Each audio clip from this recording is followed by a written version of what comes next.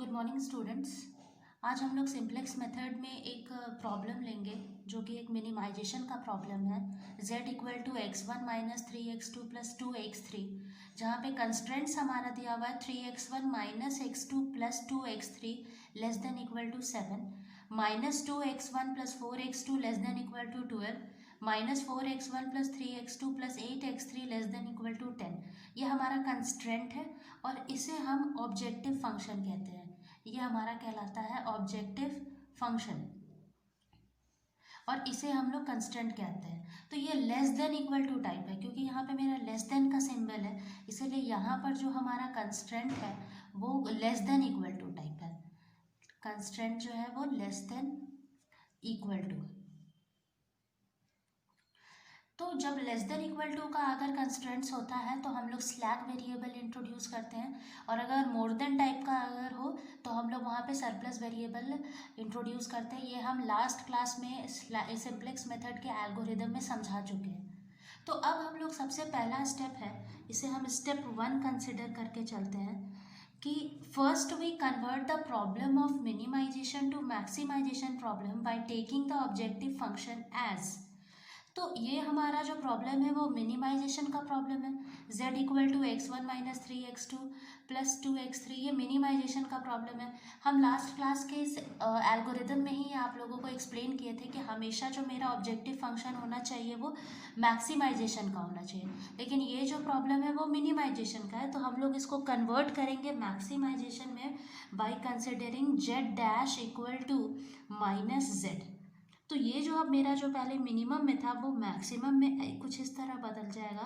Max z dash equal to minus of x1, minus minus ये plus हो जाएगा, plus 3x2 minus 2x3, ऐसा हो जाएगा। ये हो जाएगा हमारा ऑब्जेक्टिव फंक्शन। तो अब हम लोग का ये फर्स्ट स्टेप था। अब स्टेप 2 था कि हम लोगों को चेक करना है कि whether all BIs are positive और not. All BIs are already positive, already positive। BIs का मतलब क्या होता है, ये जो हमारा यहाँ पे 7 है, 12 है, 10 है, इसको हम लोग BI कहते हैं। तो मेरा यहाँ जो BI है वो ऑलरेडी पॉजिटिव है, कहीं पर भी माइनस नहीं है। तो इसीलिए हमारा जो स्टेप 2 है वो बहुत सिंपली हो गया क्योंकि हमको यहाँ पे कुछ करने का ज़रूरत नहीं पड़ा। अब स्टेप 3 हमारा है कि हमें कन्वर्ट करना है, ये जो लेस देन इक्वल टू में है उसे हमें कन्वर्ट करना है ग्रेटर इक्वल टू में, मीन्स इनइक्वालिटीज़ को हमें इक्वालिटी में कन्वर्ट करना है। Now the inequalities are converted to equation. Equation में कन्वर्ट करने का मतलब ही होता है कि उसे इक्वालिटी में बदलना by the introduction of slack variable. Slack variable, अब चूंकि यहाँ पे हमें स्लैक वेरिएबल x3 तक ये वेरिएबल पहले से इंट्रोड्यूस है, date is x1, x2, x3। तो हमारा तो ये पहले से इंट्रोड्यूस्ड है, x1, x2, x3 पहले से स्लैक वेरिएबल्स इंट्रोड्यूस है। तो अब हम लोग जो नया स्लैक वेरिएबल्स होगा उसको हम लोग कंसिडर करेंगे x4, x5 एंड x6। क्यों हम लोग 3 स्लैक वेरिएबल्स ही कंसिडर किए, क्योंकि हमारे पास 3 इक्वेशन है, 1, 2, 3। तो हम लोग हर एक तीनों इक्वेशंस में एक एक स्लैक वेरिएबल पुट करेंगे और इस इनइक्वालिटी को इक्वालिटी में बदल लेंगे। क्योंकि देखिए यहाँ पर जो हमारा लेफ्ट हैंड साइड में है उसमें अगर हम कुछ भी ऐड कर देते हैं तो ये जो लेस देन इक्वल टू है वो इक्वल में बदल जाएगा। क्योंकि मेरा ये जो लेफ्ट हैंड साइड है वो राइट हैंड साइड से कम है, इसीलिए यहाँ पे लेस देन इक्वल टू का साइन दिया हुआ है। तो अगर हमें ये दोनों को इक्वल करना होगा तो हम लोग को कुछ इंट्रोड्यूस करना पड़ेगा। तो वही हम लोग स्लैक वेरिएबल इंट्रोड्यूस करें, तब हमारा इक्वेशन बदल जाएगा 3x1 minus x2 plus 2x3, यहाँ पे हो जाएगा प्लस x4 इक्वल टू 7। फिर नेक्स्ट क्या हो जाएगा हमारा, minus 2x1 plus 4x2 plus 0x3, क्योंकि यहाँ x3 तो है नहीं। अब x4 तो हम लोग यहाँ पे इंट्रोड्यूस कर दिए, तो इसके लिए हो जाएगा हमारा plus x5 equal to 12। Next हो जाएगा plus 4x1 plus 3x2 plus 8x3 plus x6 equal to 10। तो ये हमारा इंट्रोड्यूस करने के बाद, स्लैक वेरिएबल इंट्रोड्यूस करने के बाद हमारा बन गया ये एक इक्वेशन में इक्वल टू होता है। तो अगर हमें इसका स्टैंडर्ड फॉर्म लिखना हो तो हम लोग कैसे लिखेंगे? अगर हमें इस एलपीपी का स्टैंडर्ड फॉर्म लिखना हो तो हमें एलपीपी का अगर स्टैंडर्ड फॉर्म लिखना होगा तो हम कैसे लिखेंगे? Standard form of LPP is, वो हम लोग देखो कैसे लिखेंगे, z equal to max z dash equal to हो जाएगा आपके, हमारे पास क्या हो गया था, -x1 plus 3x2 minus 2x3, जो हम लोग न्यू स्लैक वेरिएबल्स इंट्रोड्यूस किए वो भी मेंशन कर देंगे, plus 0x4 plus 0x5 plus 0x6। ये तो हमारा ऑब्जेक्टिव फंक्शन हो गया। अब सब्जेक्ट टू द कंस्टेंट हम लोग देखिए कैसे लिखेंगे, 3x1 minus x2 plus 2x3 plus x4 तो 1 है, x5 के जगह पे 0x5 क्योंकि वो है नहीं, 0x6 इक्वल टू 7। फिर हो जाएगा -2x1 plus 4x2 plus 0x3 plus 0x4, लेकिन हमारा हो जाएगा 1x5 plus 0x6 equal to 12, ये दूसरा। और हमारा थर्ड हो जाएगा -4x1 plus 3x2 plus 8x3 plus 0x4 plus 0x5 plus 1x6 equal to 10। तो ये हमारा standard form of the LPP हो गया। अब हम लोग इसी की मदद से इनिशियल बेसिक फिजिबल सॉल्यूशन निकालेंगे और उसके बाद हम लोग सिंप्लेक्स टेबल बनाएंगे। तो सबसे पहला हमारा टारगेट है कि हम लोग इनिशियल बेसिक फिजिबल सॉल्यूशन कैसे निकालें। तो अब हमारा ये स्टैंडर्ड फॉर्म में कन्वर्ट हो गया है। अब हमारा टारगेट है कि इनिशियल बेसिक फिजिबल सॉल्यूशन निकालना। तो वो हम लोग कैसे निकालेंगे? हम लोग लिखेंगे स्टेप 4 होगा ये हमारा। स्टेप 4 में हमारा होगा कि टेकिंग x1 जो पहले से हमारा वेरिएबल दिया हुआ है, जैसे कि पहले से हमारे पास x1 x2 x3 ये सब पहले से था, हम लोग नया इंट्रोड्यूस किए x4 x5 x6। तो taking x1 equal to x2 equal to x3 equal to 0 in standard form of LPP, उसमें हम लोगों को क्या करना है, x1 x2 x3 को ज़ीरो कंसिडर करना है। तब हमारा इक्वेशन क्या मिलेगा? अगर ये है हमारा स्टैंडर्ड फॉर्म ऑफ LPP, यहाँ पे हम पहले ही मेंशन किए स्टैंडर्ड फॉर्म ऑफ LPP। तो स्टैंडर्ड फॉर्म ऑफ LPP में अगर हम लोग यहाँ पे जो कंस्ट्रेंट्स है वहाँ पे अगर हम लोग x1 x2 x3 के जगह पे 0 पुट करेंगे तो हमारे पास क्या बचेगा? यहाँ से बचेगा x4 इक्वल टू 7, क्योंकि x5 तो ऑलरेडी 0 है, यहाँ भी 0 ही है, और इस स्पेस पे हमें तो 0 ही पुट करना है, तो सिर्फ x4 बचा, x4 इक्वल टू 7। दूसरा हो गया x5 इक्वल टू 12 और तीसरा हो गया x6 इक्वल टू 10, ये हमारे पास बचेगा। तो यही हमारा कहलाएगा which is known as starting, या फिर इसको इनिशियल बेसिक फिजिबल सॉल्यूशन, इसे ही हम लोग स्टार्टिक बेसिक फिजिबल सॉल्यूशन कहते हैं, या तो फिर इनिशियल बेसिक फिजिबल सॉल्यूशन कहते हैं। तो ये हमारा ओवरऑल अभी तक सिर्फ इनिशियल बेसिक फिजिबल सॉल्यूशन आया। अब हम लोग नेक्स्ट स्टेप में सीखेंगे कि हम लोग सिंप्लेक्स टेबल कैसे बनाते हैं। तो हम अब सिंप्लेक्स टेबल बनाएंगे। यहाँ हम थोड़े से सिंप्लेक्स टेबल का एक फॉर्मेट बना चुके हैं। यहाँ पे हम लोग b लिखेंगे, फिर cb लिखेंगे, फिर xb लिखेंगे, x1 x2 x3 y4 x1 x2 x3 x4 x5 x6, ये सारा कुछ लिखने के बाद ये हमारा फॉर्मेट है। यहाँ पे हम लोग इनिशियल बेसिक फिजिबल सॉल्यूशन लिखते हैं, जैसे कि अभी हम सॉल्व करके ये पहले ही निकाल चुके हैं कि हमारा इनिशियल बेसिक फिजिबल सॉल्यूशन में x4 x5 और x6 आया था। तो हम वही चीज़ को यहाँ पे बस मेंशन कर दिए, x4 x5 और x6। तो यहाँ पे ये इनिशियल बेसिक फिजिबल सॉल्यूशन ही है। इसका वैल्यूज़ भी अगर हमें लिखना होगा तो हम 7 लिखेंगे, 12 लिखेंगे और 10 लिखेंगे, क्योंकि हमारा यही initial basic feasible solution already हमें पता है। तो हम लोग ये लिखने के बाद अब हमारा क्वेश्चन ये होता है कि हम लोग यहाँ पे CJ कैसे मेंशन करेंगे, यहाँ पे क्या लिखेंगे और यहाँ पे क्या लिखेंगे। तो वो चीज़ हम बता रहे हैं कि इसके लिए हमें स्टैंडर्ड फॉर्म ऑफ LPP की ज़रूरत है, इसीलिए हम स्टैंडर्ड फॉर्म ऑफ LPP को यहाँ पे शो कर रहे हैं। Standard form of LPP CJ में हमारा क्या लिखाएगा, ये जो हमारा ऑब्जेक्टिव फंक्शन है उसके कोफिशिएंट्स को हम लोग लिखेंगे। जैसे कि यहाँ पे x1 x2 का x1 का कोफिशिएंट -1 है, x2 का कोफिशिएंट 3 है, x3 का कोफिशिएंट -2 है, तो वो हम लोग लिखेंगे जैसे हम -1 3 -2 0 0 0।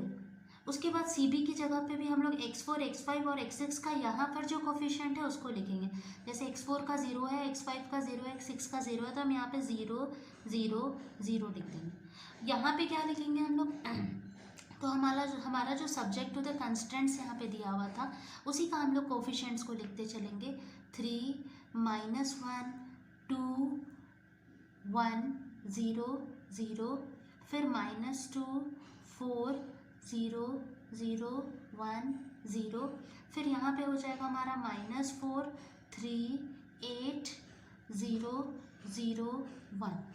ये हो गया हमारा सिंप्लेक्स टेबल, ये हमारा फर्स्ट सिंप्लेक्स टेबल है। अब यहाँ पे हम लोग z का वैल्यू निकालते हैं, z निकालते हैं CB इंटू XB। तो अगर आप 0 into this 0 into this 0 into this करके अगर ऐड करोगे तो ऑब्वियसली हमें 0 ही मिलेगा। यहाँ पे हम लोग डेल जे लिखते हैं, और डेल जे का फॉर्मूला जैसे कि हम पहले भी बताए थे कि डेल जे का फॉर्मूला हमारा होता है CJ minus CB into XJ। तो CJ हमारा ये हो गया। अगर हम लोग ये फर्स्ट डेल जे, अगर हमें डेल 1 निकालना होगा तो हमें C1 minus CB into x1 करना होगा। तो C1 का वैल्यू यहाँ पे -1 है, -1 माइनस CB का वैल्यू 0 0 0 है, तो 0 0 0 लिखना होगा। और x1 का वैल्यू, x1 ये पूरा डिनोट कर रहा है, ये कॉलम पूरा डिनोट कर रहा है, तो ये है मेरा 3 -2 -4। तो ये पूरा वैल्यू अगर 0 से हम लोग इसको इंटू करते जाएंगे, 0 इंटू 3 0 इंटू -2 0 इंटू -4, तो ये पूरा टर्म ही मेरा 0 हो जाएगा और मेरा वैल्यू सिर्फ क्या बचेगा -1। तो ये चीज़ ध्यान रखना है कि जहाँ भी CB होता है तो वहाँ 0 0 0 होता है, और तब हमारा ये वाला इधर का वैल्यू हमेशा 0 ही हो जाता है। और जो हमारा CJ का वैल्यू होता है, डेट इज CJ जो हमारा -1 3 -2 डिनोट करा, वही हमारा वैल्यू हो जाता है। तो यहाँ हमारा ऑटोमेटिकली 3 आएगा, -2 आएगा, 0 आएगा, 0 आएगा, 0 ही आएगा। तो यहाँ पे अब हमारा एक बार अगर ये वैल्यूज़ निकल जाता है, डेल जे का वैल्यू सारा हमारा अगर निकल जाता है, तो हम लोग इसके बाद निकालते हैं। अगर आप ऐसे ही डेल 2 का भी वैल्यू निकालो तो C2 माइनस CB x2, तो भी वही चीज़ आएगा, 3 माइनस 0 0 और यहाँ पे -1 4 3 -1 4 3, तो ये पूरा वैल्यू मेरा 0 हो जाएगा और यहाँ 3 हो जाएगा। तो इसका कैलकुलेशन एकदम ब्रीफली शो करना उतना कोई कंपलसरी नहीं है, क्योंकि ये हम लोग जान रहे हैं, ऑलरेडी जान रहे हैं कि ये क्या होगा इसका वैल्यू। अब हम लोग नेक्स्ट हम लोग डेल 2 निकालने के बाद अब हम लोग इनकमिंग और आउटगोइंग निकालेंगे। तो इनकमिंग, अच्छा ये पहले तो हमें डेल जे के बारे में देखना होगा, क्योंकि सारा डेल जे मेरा तभी ऑप्टिमल होता है जब सारा डेल जे का वैल्यूज़ जो है वो नेगेटिव हो। तो यहाँ पर हमारा सिंस ऑल डेल जे जो है आर नॉट लेस देन और इक्वल टू 0, ये तो ना तो लेस देन और इक्वल टू 0, मतलब सारा अगर नेगेटिव या फिर 0 होता तो हम लोग ऑप्टिमल सॉल्यूशन कहकर इस यहाँ पे ही अपना कैलकुलेशन को स्टॉप कर देते। लेकिन यहाँ पर तो मेरा एक पॉजिटिव आ गया ये, therefore the solution is not optimal. ये हमारा जो सॉल्यूशन होगा वो ऑप्टिमल नहीं होगा, क्योंकि मेरा यहाँ पे एक जगह नेगेटिव, सारा जगह तो नेगेटिव और 0 है, बस एक जगह पॉजिटिव आ गया, तो इसीलिए ये तो हमारा ऑप्टिमल नहीं होगा। तो हमें इनकमिंग वेक्टर निकालना होगा। तो इनकमिंग वेक्टर निकालने के लिए हमें क्या करना होगा, इनकमिंग वेक्टर निकालने के लिए हम लोग मैक्सिमम ऑफ डेल जे देखेंगे कि डेल जे में सबसे मैक्सिमम क्या है। तो 3 है मैक्सिमम, तो ये हमारा इनकमिंग वेक्टर होगा। तो इस तरह से हमारा सब इनकमिंग वेक्टर हो जाएगा। यहाँ पे क्या होगा, x2 हमारा इनकमिंग वेक्टर है, क्योंकि यहाँ पे जितने भी डेलजेज है उसमें सबसे मैक्सिमम क्या है, 3 है। अब हम लोग नेक्स्ट निकालेंगे आउटगोइंग वेक्टर। आउटगोइंग वेक्टर निकालने के लिए हमें क्या करना होगा, ध्यान दीजिएगा, हम लोगों को मिनिमम रेशियो निकालना होगा आउटगोइंग वेक्टर निकालने के लिए। तो मिनिमम रेशियो देखो कैसे निकलता है। मिनिमम रेशियो का फॉर्मूला होता है xb डिवाइडेड बाय जो भी इनकमिंग वेक्टर है, दैट इज x2। ठीक है, जब तक आप इनकमिंग वेक्टर नहीं निकालोगे आप मिनिमम रेशियो नहीं निकाल सकते, क्योंकि हम लोग मिनिमम रेशियो निकालते ही है with the help of xb and incoming vector. तो अगर हम 7 डिवाइडेड बाई -1 करें, या फिर 12 डिवाइडेड बाई 4 करें एंड 10 डिवाइडेड बाई 3 करें, तो हमें सबसे मिनिमम पॉजिटिव वैल्यू, देखिए हमें नेगेटिव वैल्यू नहीं चाहिए। जैसे यहाँ पे हमारा वैल्यू जो आएगा वो नेगेटिव में आ जाएगा, नेगेटिव ऑफ 7 आएगा, यहाँ पे 3 आएगा और यहाँ पे 3.3 समथिंग आएगा। तो पॉजिटिव में जो हमारा सबसे मिनिमम है वो लेंगे। तो पॉजिटिव में मिनिमम ये है, तो यही हमारा आउटगोइंग वेक्टर होगा। तो हम लोग मिनिमम ऑफ मिनिमम रेशियो निकालेंगे, that is 7 by -1, 12 by 4, 10 by 3। तो इसमें हमें सबसे मिनिमम क्या मिलेगा, मिनिमम पॉजिटिव हमें चाहिए, तो हमें सबसे मिनिमम जो वो मिलेगा वो 3 ही मिलेगा। इसीलिए हमारा आउटगोइंग वेक्टर जो है वो क्या है, आपका आउटगोइंग वेक्टर है x5 हमारा आउटगोइंग वेक्टर है।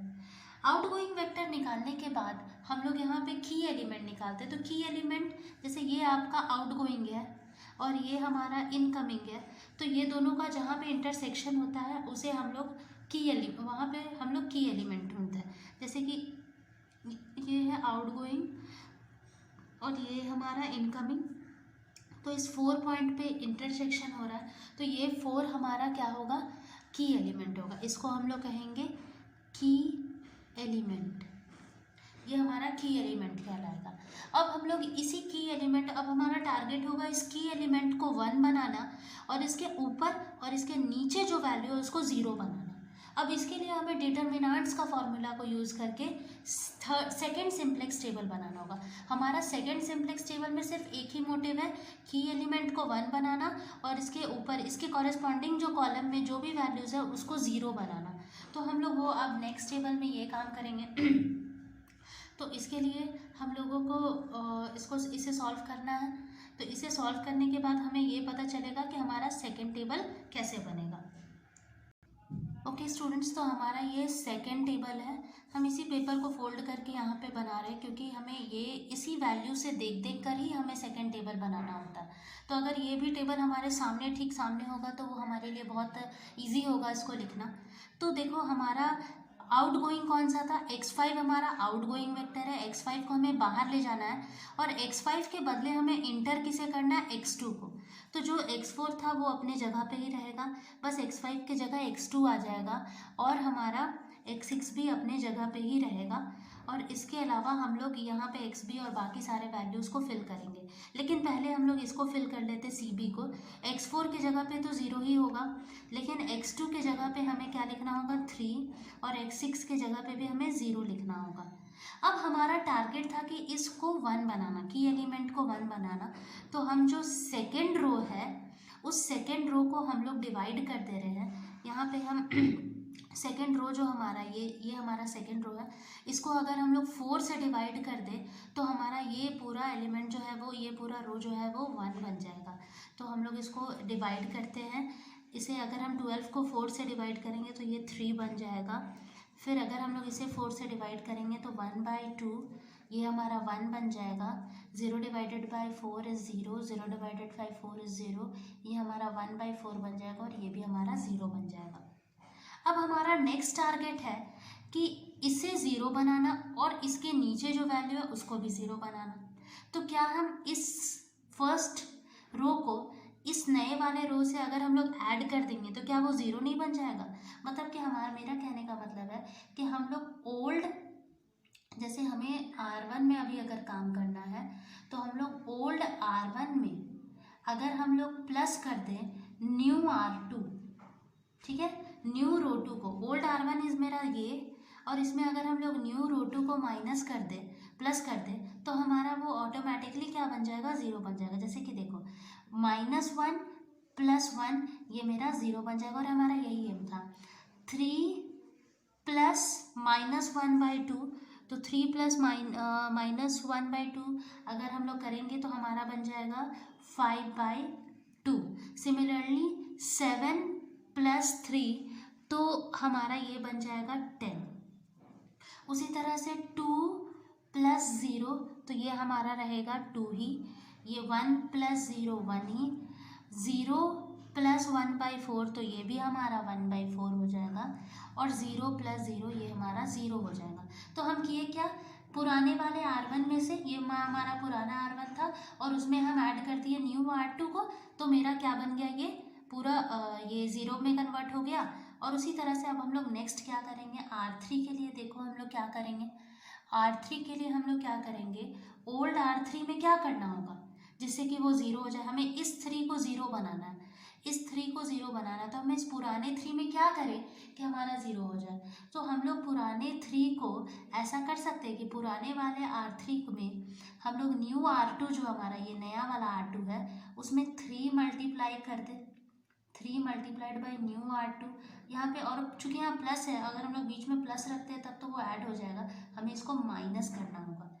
तो अब ध्यान दो, पुराना वाला R3 date is 3 minus 3 × this, तो ये हमारा 0 हो जाएगा।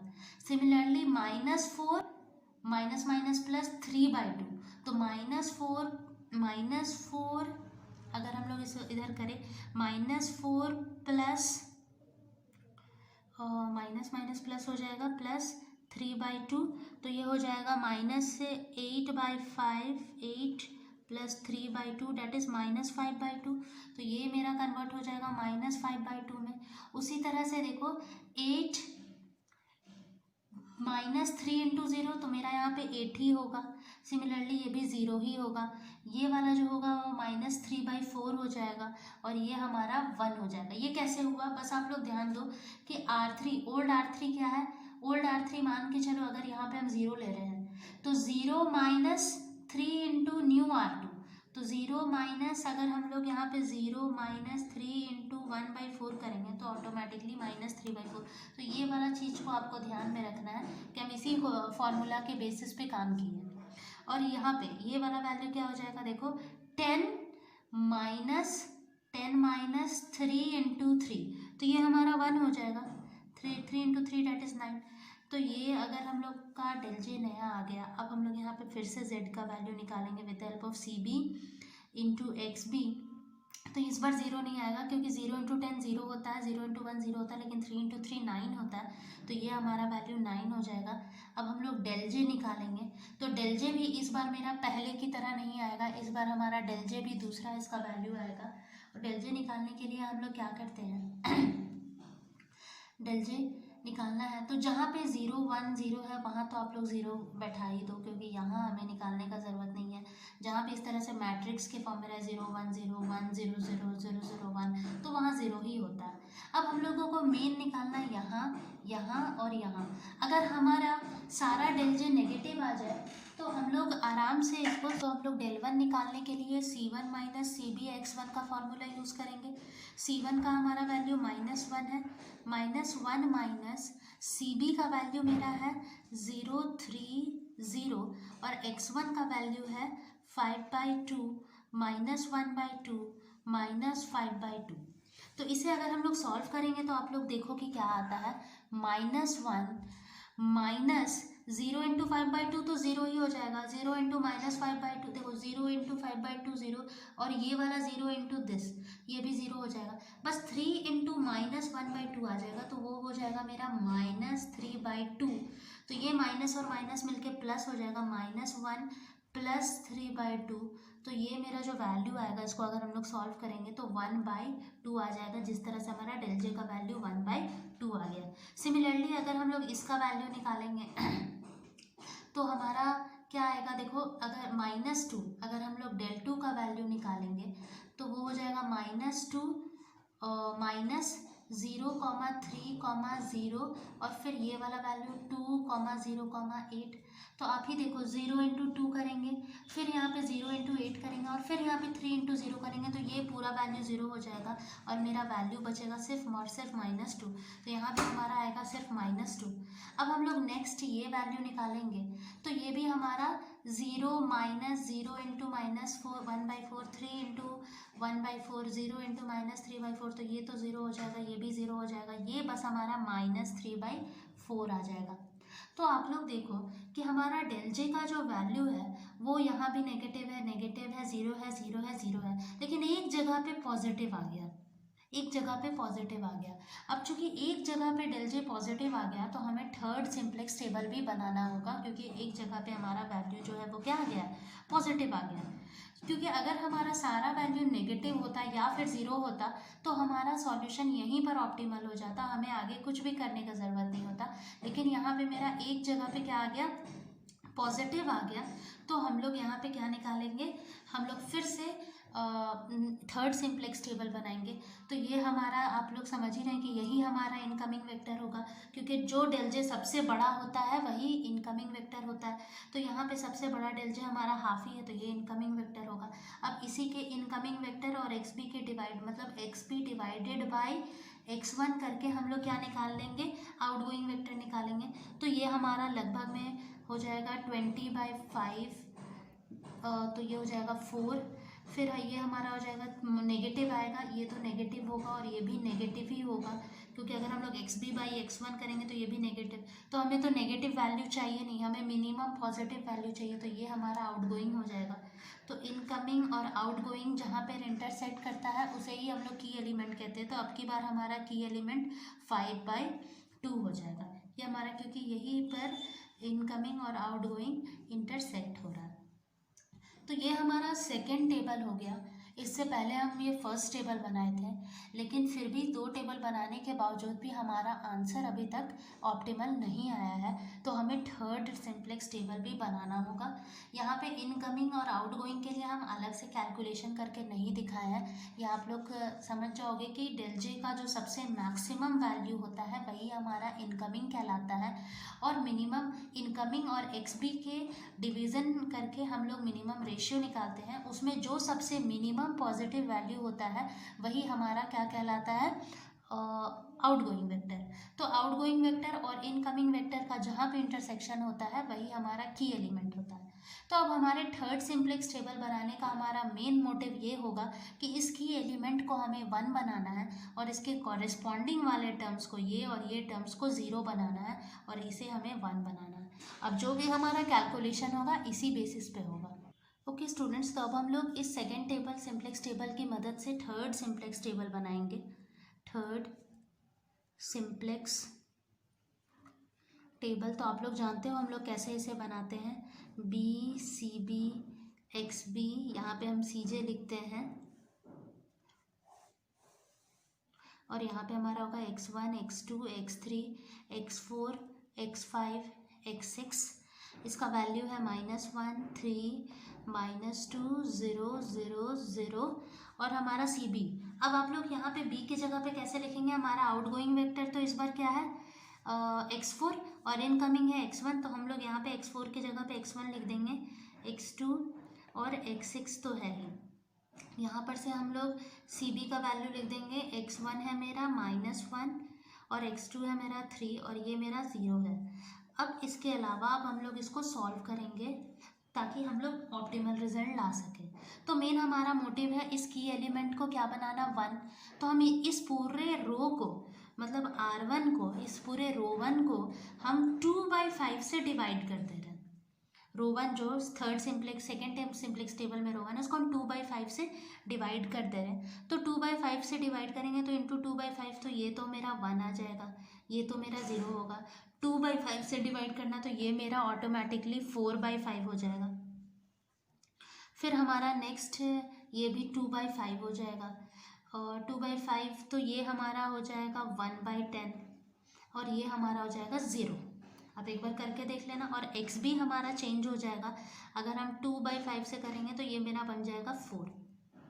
अब मेरे पास एक रो तो हो गया, अब हमारा नेक्स्ट टारगेट है इस -1/2 को 0 बनाना, इस -5/2 को 0 बनाना।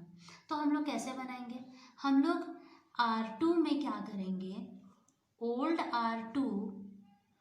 R2 plus half multiplied by new R1। Old R2 हमारा ये है -1/2, 1 0 0 1/4 और 0। इसमें हम लोग न्यू R1 में हाफ मल्टीप्लाई करके जोड़ देंगे। तो न्यू R1 तो मेरा ये है। इसमें अगर मान लो कि आप R1 में 1 है, उसमें अगर तुम 1/2 मल्टीप्लाई करोगे तो ये 1/2 हो जाएगा, और 1/2 प्लस 1 -1/2 ये मेरा क्या हो जाएगा, 0। सिमिलरली यहाँ पे भी अगर हम लोग करेंगे तो ये तो मेरा 1 ही आएगा। इसके अलावा अगर हम लोग हमारा देखो पुराना R2 क्या है, हमारा R2 है, ओल्ड R2 है 0 0 minus half into new R1 कर देंगे, डेट इज़ 4/5। तो ये हमारा बन जाएगा -2/5। तो अगर हम लोग इसको नहीं प्लस करेंगे तो ये हमारा बन जाएगा 2/5। सिमिलरली अगर हम लोग और भी आगे सॉल्व करेंगे तो ये बन जाएगा 1/5, ये बन जाएगा 3/10 और ये बन जाएगा 0। और अगर हमें x भी निकालना होगा तो वो हम कैसे निकालेंगे? क्या है formula? Old R2 is 3 plus 1/2 into new R1 is 4। तो ये अगर हम लोग सॉल्व करेंगे तो ये और ये कैंसिल हो गया, दैट इज़ मेरे पास क्या बच जाएगा, 5। तो यहाँ हो जाएगा 5। तो ये सिर्फ एक कैलकुलेशन है जो आप लोग खुद भी आराम से कर सकते हो। उसके बाद हमारा नेक्स्ट है, ये तो हम R2 के लिए ये काम किए, R1 के लिए हम ये काम किए। अब हम लोग R3 के लिए क्या करेंगे? तो R3 के लिए भी हमको इसको भी 0 बनाना है। तो उसको हम 0 बनाने के लिए क्या कर सकते हैं कि ओल्ड R3 में अगर हम प्लस कर दें 5/2 न्यू R1, ठीक है, न्यू R1 में 5/2 मल्टीप्लाई करके अगर हम लोग सबको ऐड कर देंगे तो हमारा वो क्या हो जाएगा, 0 हो जाएगा। तो ये हमारा 0 हो जाएगा। इसके बाद अगर हम लोग करेंगे तो ये भी हमारा 0 आएगा, ये 10 आएगा, ये 1 आएगा, ये -1/2 आएगा, और ये भी मेरा वैल्यू 1 आएगा। और अगर हम एक ये कैलकुलेशन करके देख लेते हैं फॉर एग्जांपल, तो ये हमारा वैल्यू क्या हो जाएगा, अगर हम लोग करेंगे तो क्या हो जाएगा, हमारा ओल्ड R3 क्या है, हमारा ओल्ड R3 1 है। तो 1 plus 5/2 multiplied by new R1, तो ये 4 है। तो ये हमारा कैलकुलेशन अगर हम करेंगे तो 10 11 आ जाएगा। तो यहाँ हम लोग 11 लिख देंगे। तो ये हुआ हमारा फिर से थर्ड सिंप्लेक्स टेबल। अगर यहाँ पे हम लोग z निकालेंगे तो -1 इंटू 4 प्लस 3 इंटू 5 करना होगा, तो वो भी मेरा 11 ही आएगा। डेल जे निकालेंगे तो हम पहले ही बताए कि जहाँ 1 0 0 0 1 0 रहता है वहाँ हम लोग 0 0 और 0 लिख देते हैं। हमारा मेन टारगेट है ये 3 डेल जे निकालना। तो अब हम लोग ये 3 एक डेल जे निकाल के देखते हैं कि क्या होगा। तो जैसे कि हम लोग जानते हैं डेल 1 बराबर क्या, ये सारा कैलकुलेशन आपको रफ में करना है, ये हम एक रफ के फॉर्मेट में। तो ये हो जाएगा C1 माइनस CB x1, नहीं 1 तो नहीं होगा यहाँ पे क्योंकि ये तो मेरा थर्ड है। तो यहाँ पे हमको डेल 3 निकालना है, तो C3, यहाँ पे C3 हो जाएगा। तो C3 का वैल्यू -2 है, -2 माइनस 1 3 0, ये वाला CB का वैल्यू। और C3 का वैल्यू देखो क्या है, 4/5 2/5 10। तो ये हो जाएगा -2 माइनस, ये हो जाएगा -4/5 3 इंटू प्लस 6/5, और ये तो +0। तो ये हो जाएगा -2 माइनस, इसको अगर हम लोग सॉल्व करेंगे तो 2/5 आएगा। और फिर इसे अगर हम लोग -2/5 को अगर हम लोग सॉल्व करेंगे तो ये मेरा -12/5 आएगा। तो ये तो वैल्यू मेरा नेगेटिव आ गया। ये सब आपका रफ वर्क है, ये सब आपको रफ में करना है, ये आपको शो नहीं करना है। अगर आप चाहे तो शो कर सकते हैं, लेकिन ये जनरली हम लोग रफ में दिखाते हैं। उसी तरह से अगर हम लोग डेल 4 निकालेंगे तो हमारा डेल 4 का फॉर्मूला क्या हो जाएगा, C4 माइनस CB x4। तो C4 का वैल्यू क्या है, C4 का वैल्यू अगर हम लोग देखें तो C4 मेरा 0 है, 0 माइनस CB का वैल्यू -130 है, -130 है। और x4 का वैल्यू 2/5 1/5 1। ये है। अब इसको अगर हम लोग सॉल्व करेंगे तो 0 माइनस माइनस 1 इंटू दिस तो -2/5, 3 इंटू दिस तो +3/5, प्लस 0 इंटू 1 तो 0। तो इसको अगर हम लोग सॉल्व करेंगे 0 माइनस ये अगर होगा तो 1/5 हो जाएगा, तो इसका वैल्यू -1/5 होगा। तो ये भी मेरा क्या आ गया, -1/5। सिमिलरली अगर आप लोग del 5 का वैल्यू निकालोगे तो वो क्या होगा, C5 माइनस CB(x5), तो C5 का वैल्यू भी मेरा 0 है, 0 माइनस CB तो वही हमारा -1,3,0 है, और x5 का वैल्यू 1/10, 3/10, -1/2 है। तो ये हो जाएगा 0 माइनस, इसको अगर हम लोग सॉल्व करेंगे -1/10 प्लस 9/10 प्लस 0, तो ये मेरा अप्रॉक्सीमेटली आ रहा है -8/10। इसको अगर हम लोग काटेंगे तो -5/4 आ जाएगा, तो ये हो गया -5/4। तो इस तरह से हम सॉल्व किए, और हमारा डेल जो है ये बहुत मतलब हमारे फेवर में आया है रिजल्ट। डेल हमारा सारा नेगेटिव है और ज़ीरोज़ भी है, ज़ीरो या फिर नेगेटिव है। तो इस तरह से हम लोग यहाँ पे लास्ट में ये चीज़ मेंशन कर सकते हैं कि आफ्टर सॉल्विंग हमें क्या मिला, since all del J for all non basic variables are negative आया, so this solution is optimal. बस यही सॉल्यूशन हम लोग लाने के लिए इतना कैलकुलेशन कर रहे थे, तो ये हमारा सॉल्यूशन ऑप्टिमल आया।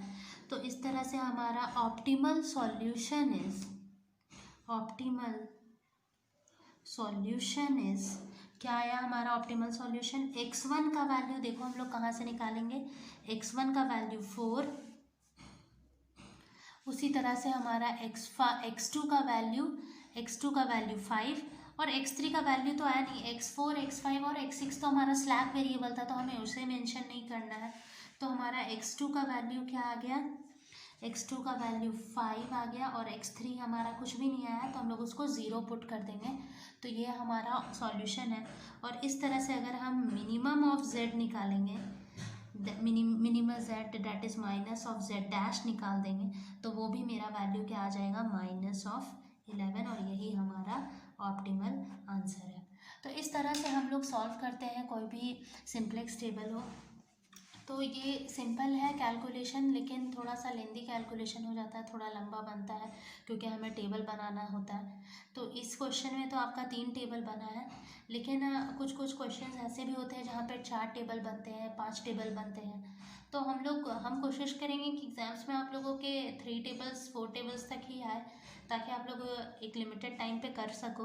लेकिन ये सिंप्लेक्स टेबल बनाने के लिए आपको प्रैक्टिस करने की ज़रूरत है। नेक्स्ट क्लास में हम लोग एक सरप्लस वेरिएबल का कंसेप्ट का एक एग्जांपल लेकर चलेंगे, जहाँ हमें आर्टिफिशियल वेरिएबल को इंट्रोड्यूस करके सॉल्यूशन को निकालना होगा। तो ऐसा उम्मीद करते हैं कि आप लोग इस क्वेश्चन को एक बार अपने से बनाओगे, जहाँ भी डाउट होगा वो आप पूछोगे।